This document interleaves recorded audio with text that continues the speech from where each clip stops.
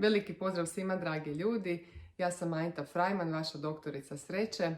I evo nas u jednom 3H food videu, odnosno videu koji će se baviti sa nečim vrlo važnim za našu prehranu i za uopće postojanje i funkcioniranje našeg organizma, a to je vitamin B12, oko kojega se digla velika pompa, posebice u svijetu vegetarijanaca i vegana. Dakle, vitamin B12 bila je jedna od najvažnijih lekcija koje sam naučila na svojoj Mastering Raw Food edukaciji koju vode, kao što sam već rekla, 2 liječnika, doktora medicine, i mislim da su ovo doista korisne informacije za sve vas.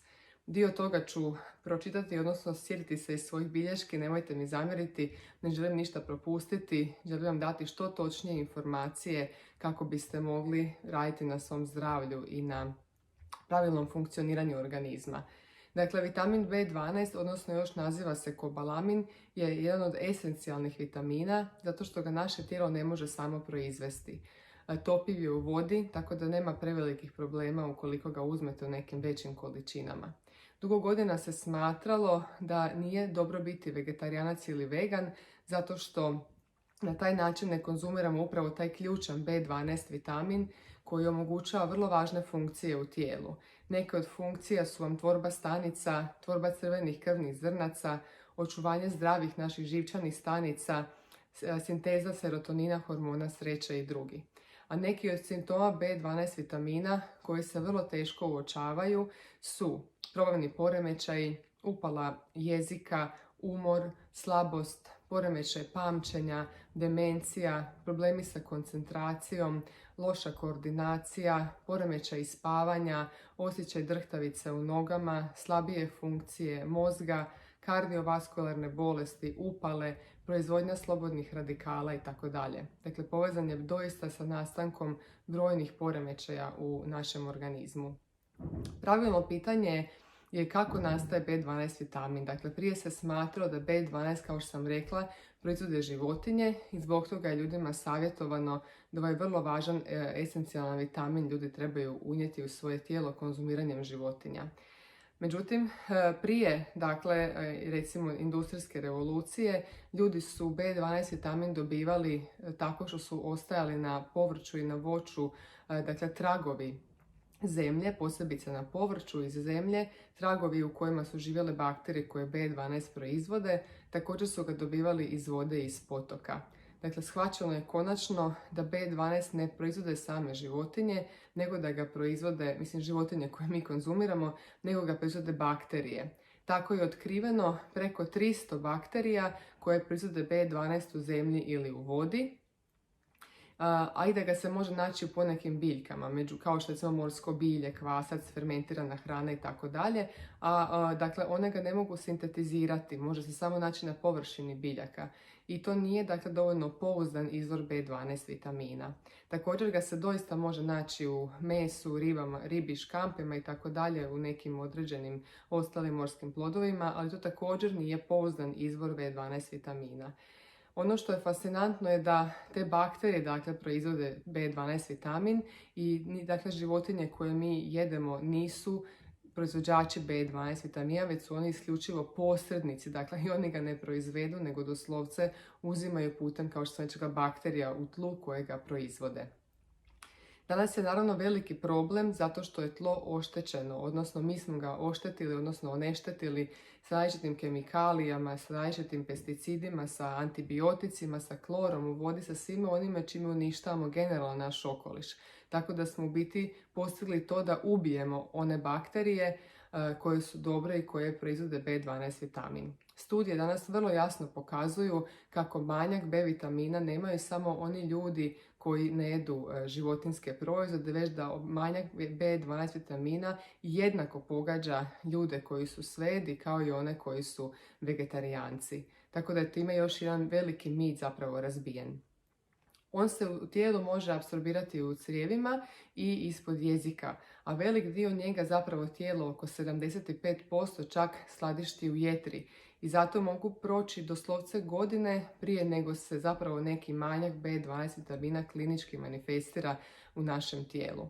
Zato je izuzetno važno napraviti pouzdane laboratorijske testove, odnosno da odete kod liječnika i da prilikom sljedećeg vađenja krvi tražite također da vam se napravi analiza B12 vitamina. U nekim zemljama to je već standardizirana pretraga, kod nas još nažalost nije, tako da morate sami zatražiti analizu B12 vitamina. Ponekad je to potrebno dodatno i platiti, ali to zaista mislim da je neki trošak koji je opravdan zato što je vrlo važno znati kakvo je stanje B12 vitamina u vašem tijelu.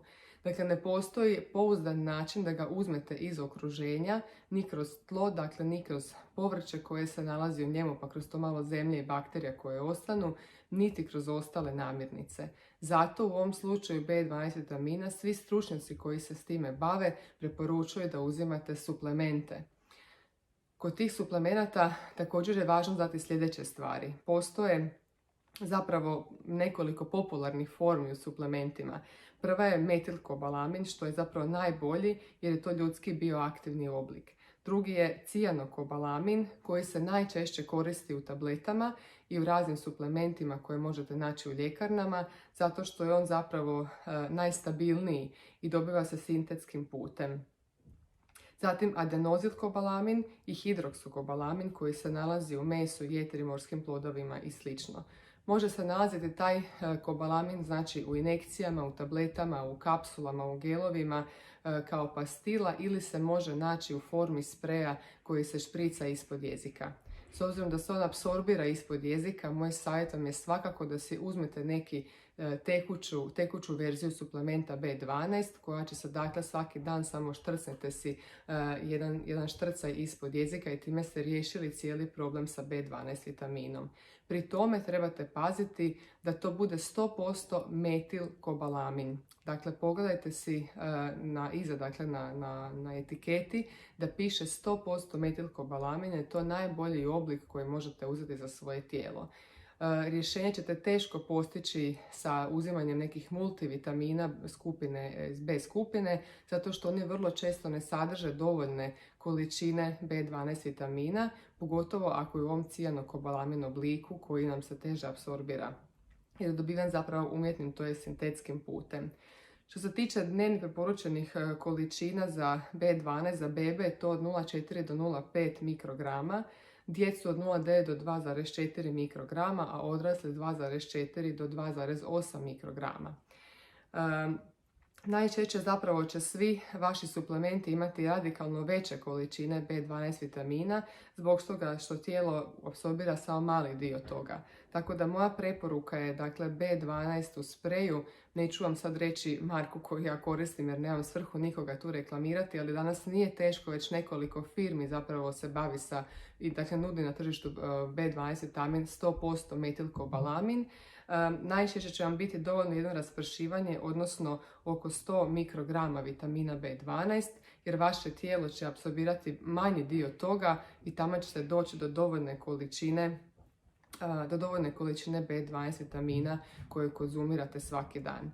Jako mi je drago da je ova tema konačno naišla na prihvaćanje šire javnosti, da se zapravo i medicinska zajednica digla oko toga na noge i da puno više se priča o ovome. Posebice mi je drago što je ova tema, vidjela sam, bila spomenuta i u filmu koji se zove The Game Changers, odnosno Oni koji mijenjaju stvari. Film je jako moćan, film stvarno ima ozbiljan potencijal da promijeni stvari u vašem životu. Ja sam upoznala na desetke ljudi, to jest poznajem na desetke ljudi koji su upravo zbog ovog filma kojeg su pogledali shvatili koliko konzumacija mesa i životinjskih proizvoda, generalno jaja i mlijeka, šteti ne samo našem tijelu nego i okolišu, koliko su se uspjeli razbiti mitovi oko upravo B12 vitamina i proteina kojeg također životinje nama samo zapravo su posrednici u davanju, tako da sam sretna što konačno stvari polako dolaze na vidjelo, što se istina danas čuje i što putem ovakvih kanala i videa možete naučiti sami zapravo kako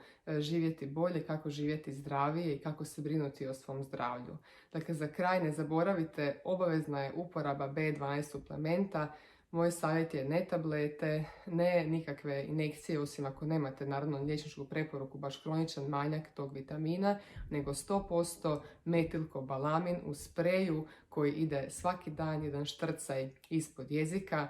negdje će vam ta bočica biti za otprilike 3 mjeseca, tako da mislim da je to jedan trošak koji možete podnijeti, a dobit za vaše zdravlje je apsolutno ogromna. Veliki pozdrav svima i uživajte u zdravoj hrani.